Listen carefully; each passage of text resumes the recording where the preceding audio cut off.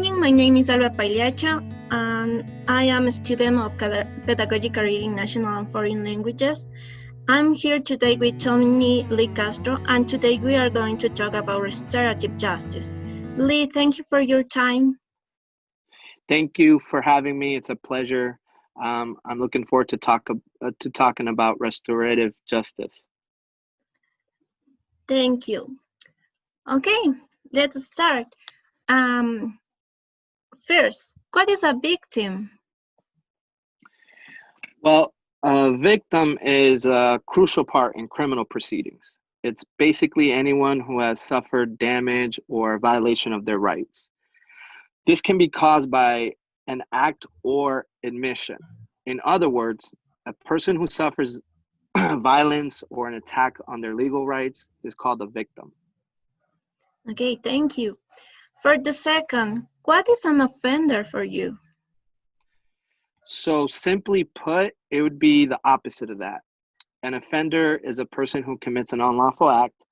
Another definition could be the perpetrator. So any act by criminal law would be subject to an investigation in which we would have to prove that they committed an unlawful act. Okay, the next question. What is the main goal of restorative justice?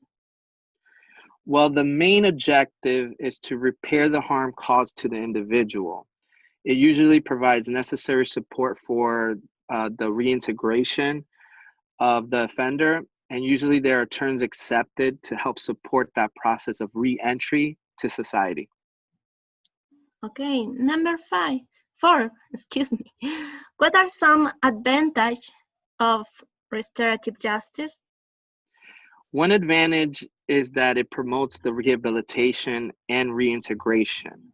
What I explained previously, the aggressor or offender can assume a constructive role in society. It also helps reduce them repeating the criminal behavior, also known as recidivism. And another advantage is the restorative justice tries to find a solution that is acceptable to all at the same time. So it expresses a commitment to ensure that the agreed solution prevails and is respected by all. Some forms of this are mediation, conciliation, and conferences and meetings.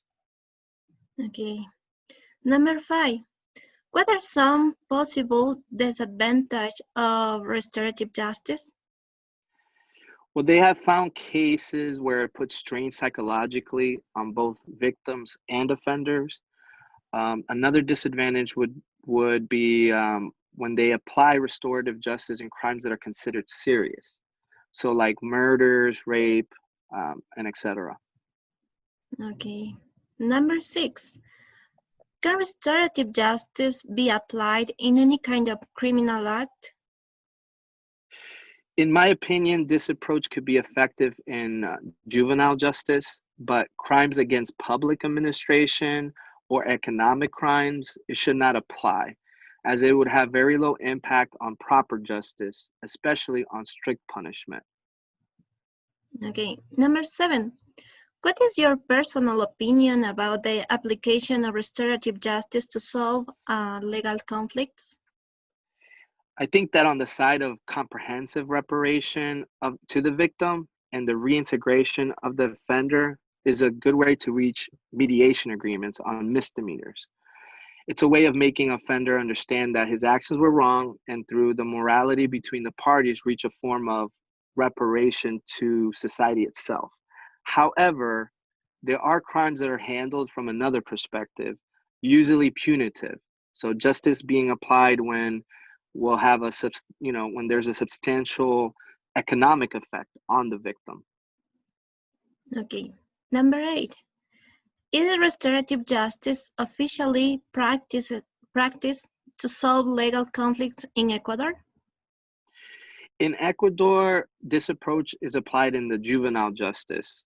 The rules for its proper applications are found in the COIP Article 651.6.